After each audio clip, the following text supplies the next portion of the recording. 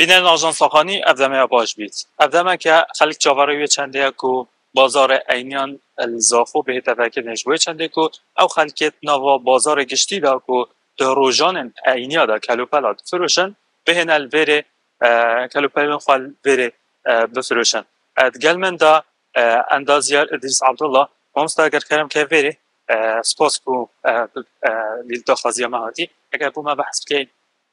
اوه لی کنکی دو ماهی که تو پروسا والگرده بو او کسی بود خازن بره شد که بچه ها.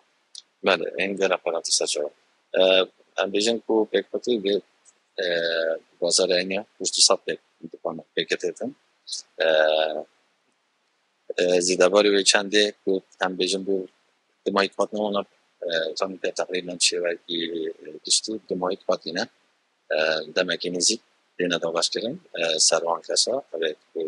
بیشتر پیش وقت بریم ولی چندین بیشتر حالاتی داخازا کنال بریم نجیم ولی داخاز کردن اوجی کو بینا کو بیشتر هفته که قلبان بکن داره و اوجی هندک بیابان هم ده حالی لیشان ما چندین بیشتر کو واری کار بکنم آنها یا خودم دیوان استوانات دابید استاد مرجعی ده اکو کسی می‌داری کار بکنه یعنی اما هر کسی که خواهد یعنی دخواست بکت شد تو اندیده نه خیر مثلا مرجع و عندك پیش وقت هایی الان بیشتر کنم سری است چندی ها کنم بیشتر مستعار کنم نیزه و اشته هنگ ایده کو بتره کو بیگ ببردن پروژه‌هایی درست کرده ام بیشتر افضلیه بوانه و پیش وقت بان بکنم استفاده آوردیم وقتی اگر زدم باکو تیرو بشکی بینا داشت کنه سعادت یعنی زیادتر کارت داد محیطیه یعنی این دیپ پیشبینی تو تقریبا دکنگی خلقی ندارم اتفاقی که در کار راستی مثلا بیشتر کو چندین دانستاندن بابتی بیشتر دوره دخواست حالاتیا گله گشتیم